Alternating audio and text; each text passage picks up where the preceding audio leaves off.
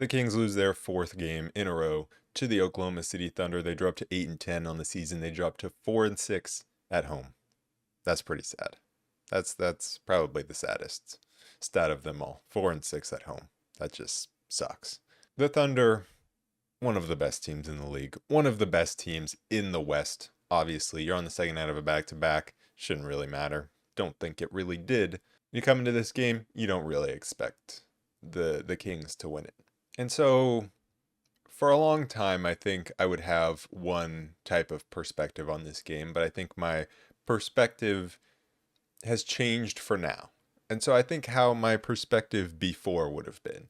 It would have looked at this game, we would have seen how competitive we were, how we were keeping it close against one of the best teams in the West, how it really felt like it only fell apart when the officiating got a little crazy in that third quarter. And so you look at this game and you're like, can't be too mad. Because guess what? If you play like this, if you come out with the same intensity defensively, if you execute this way offensively against a team like, I don't know, the Brooklyn Nets perhaps, at home, then you should win this game. See, that's where the perspective has changed for me, because this Kings team has just given me no reason to believe that they will play this way when they need to. This Kings team has given me no reason to believe that they won't play down to the level of their opponent. You don't get the benefit of the doubt or the benefit of having the excuse of second night of a back-to-back, or that you played one of the best teams. You don't get to have that excuse if you lose to Brooklyn, if you lose to Atlanta, if you lose to these teams that you shouldn't necessarily be losing to. And if you do it so often and are in dogfights so often with a team like the Utah Jazz. Of course it's the NBA. Of course there are going to be close games. Of course anyone can win on any given night. But not to the level that the Kings lose to teams below them. Not to the level that the Kings aren't able to pull out games against teams above them, but they allow teams below them to pull out games against them. And so that's where the perspective has changed until the Kings can prove otherwise, that they are a different team and that they do deserve the benefit of us looking at it and saying it was a solid performance for a good amount of the game and the better team just won, but we'll be if we play like this against other teams, then we'll win.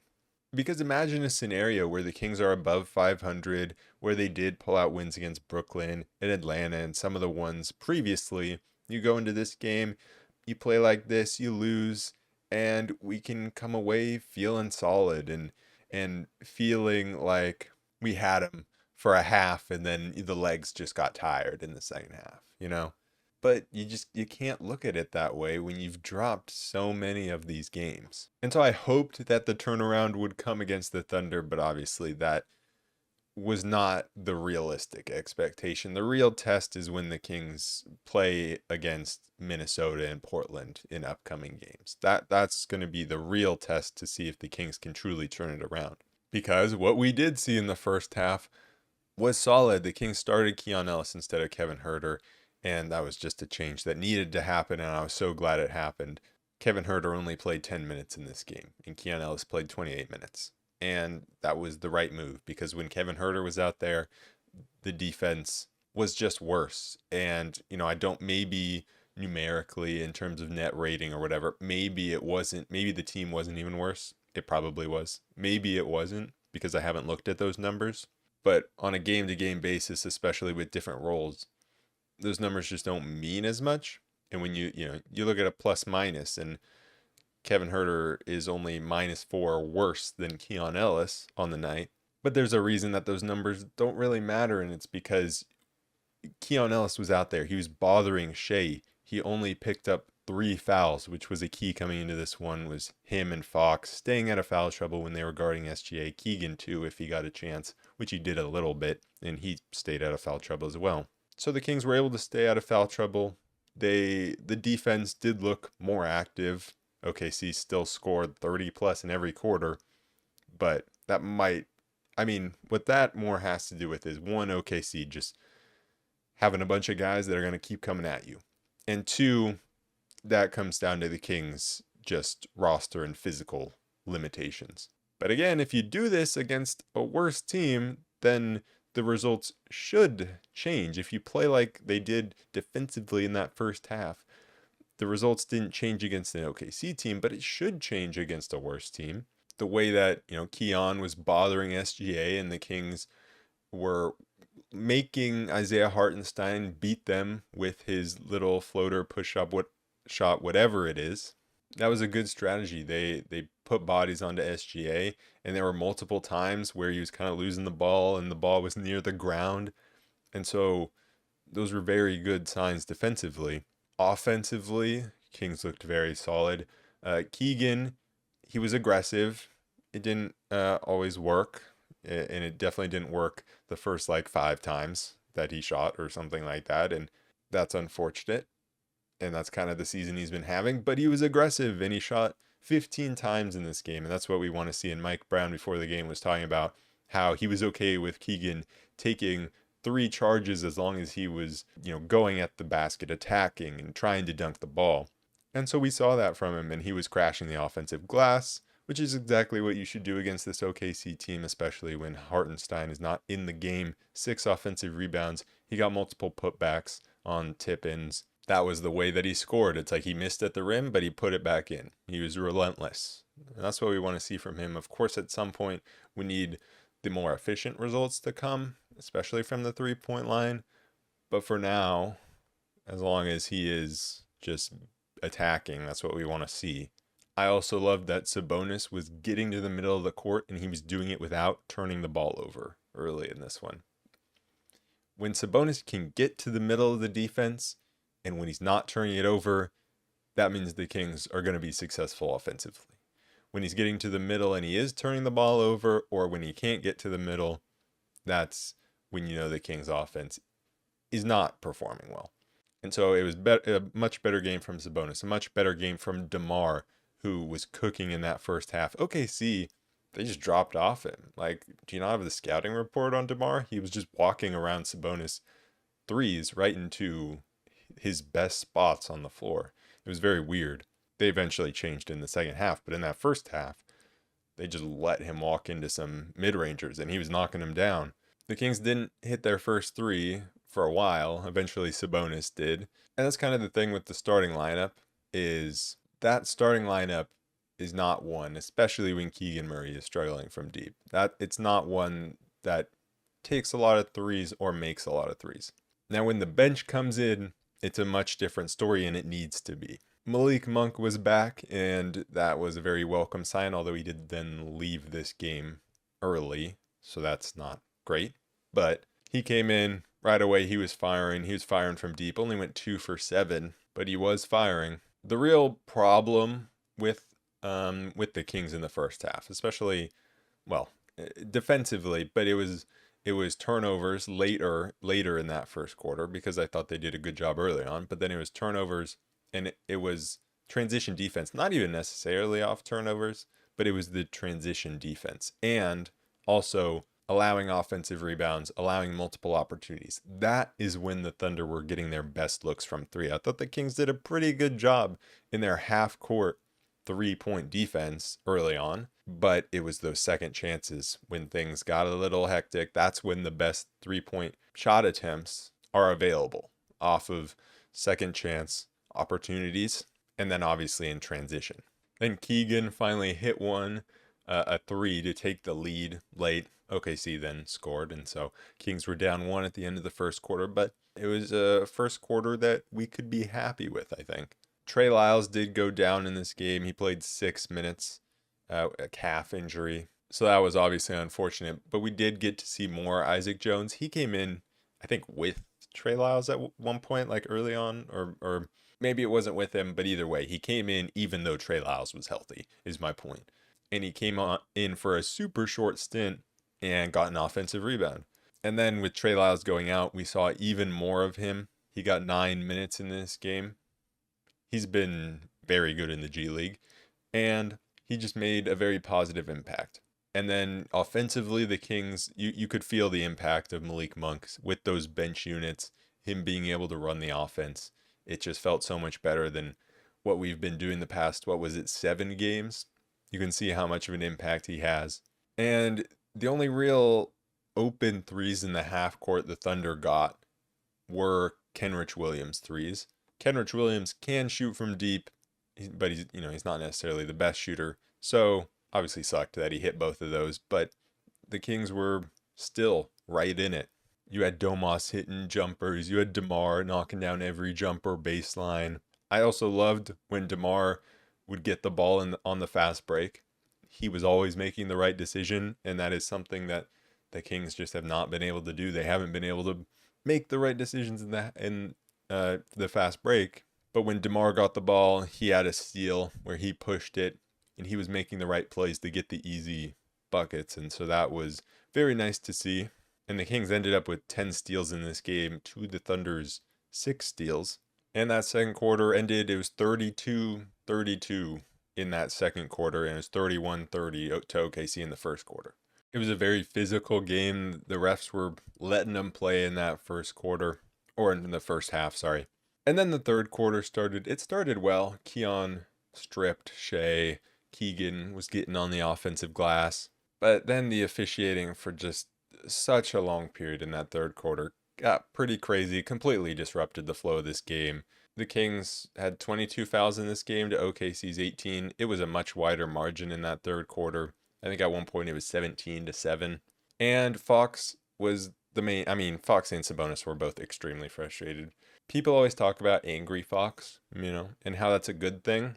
I think a lot of times it cannot be a good thing, because when he's angry, when he feels like he's being wronged, which he was compared to the calls that Shea was getting, then that's all he focuses on.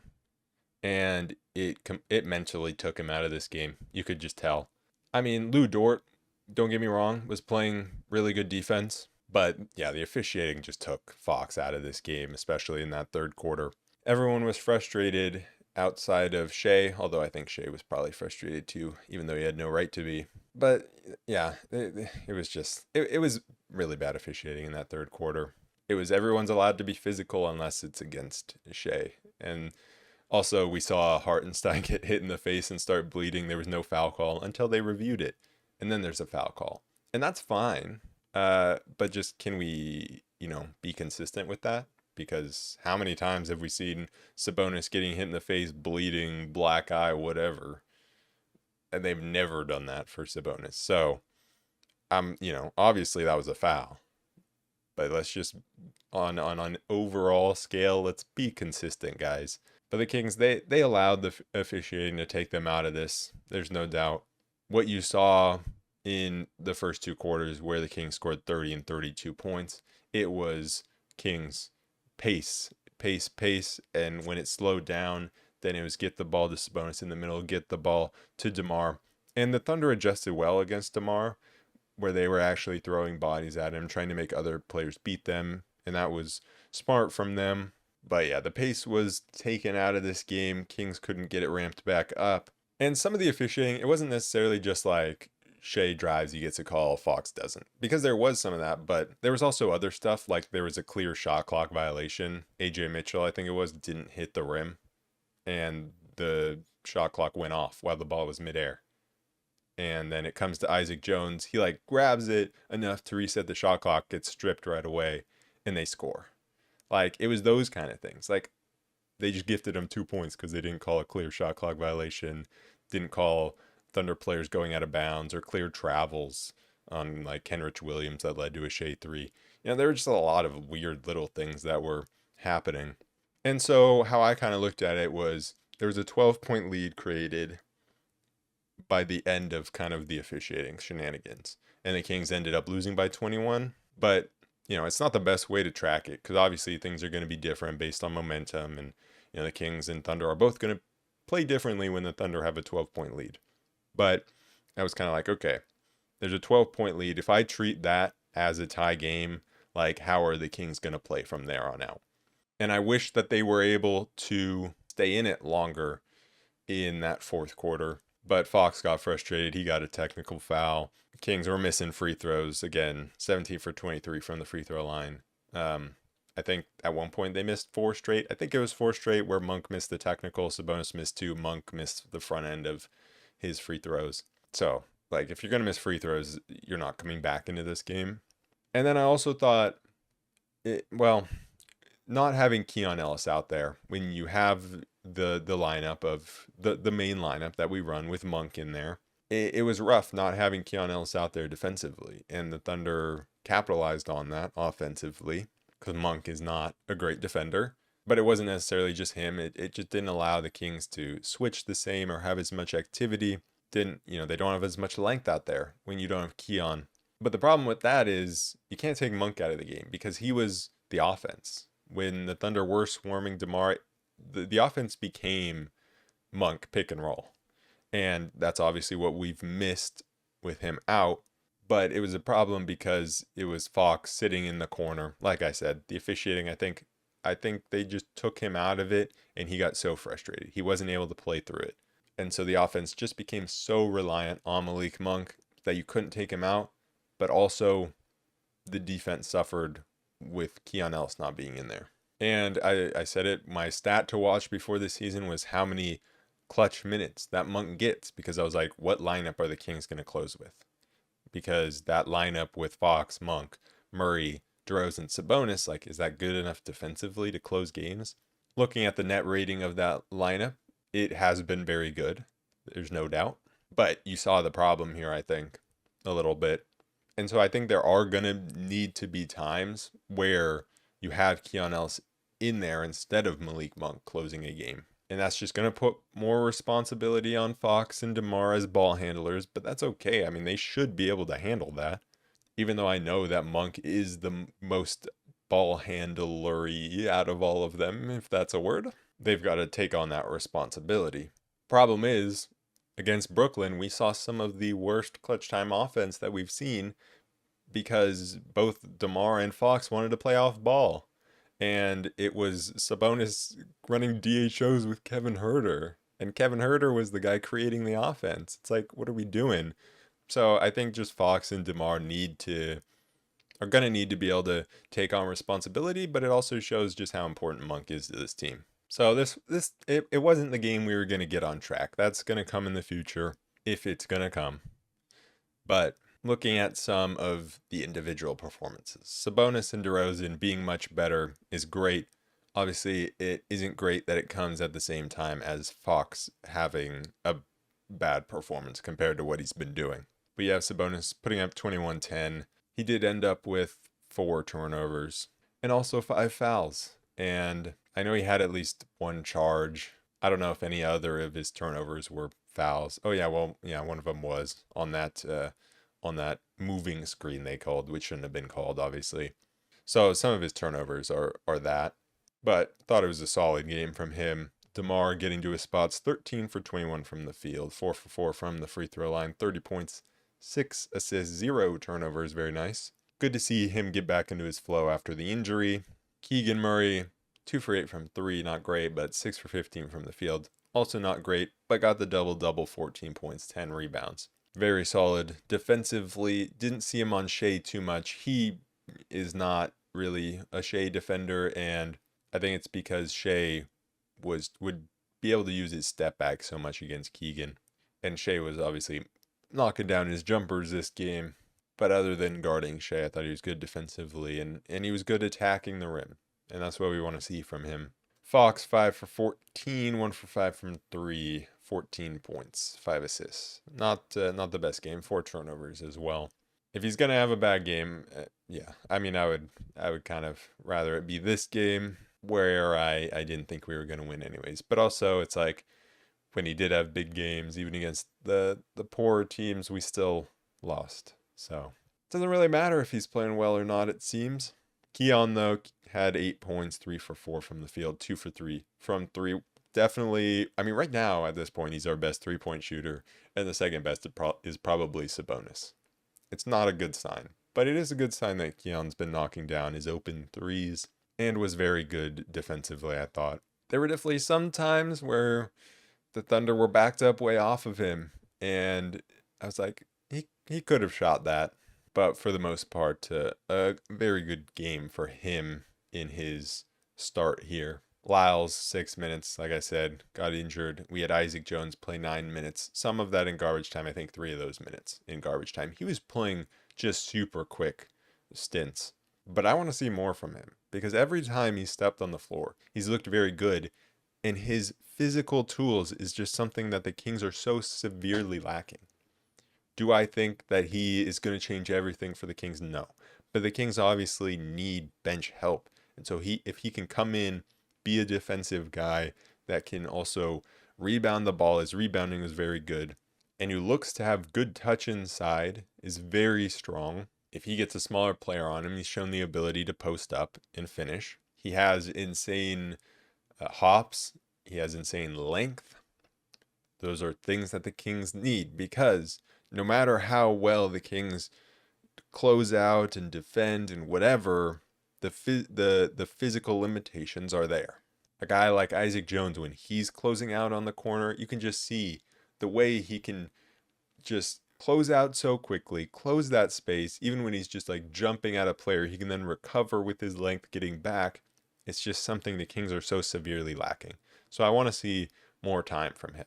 Malik Monk played 26 minutes in his return, 4 for 12 from the field, 2 for 7 from 3, 14 points, 3 assists. Even though he wasn't the most efficient, I mean, we just needed him back so badly, and he provided so many positive things on the offensive end. Just another ball handler, someone who's not afraid to shoot the ball. He's going to create offense, and that's what we needed off the bench. So good to have him back. Hopefully him limping off the court isn't too bad, because that would really suck. And then you had Kevin Huerter, who only played 10 minutes, obviously demoted from the starting lineup. 0 for 2, 0 points, 0, 0, 0, 0, 1 rebound. You know, it just, I don't know. It seems like it's just over for him.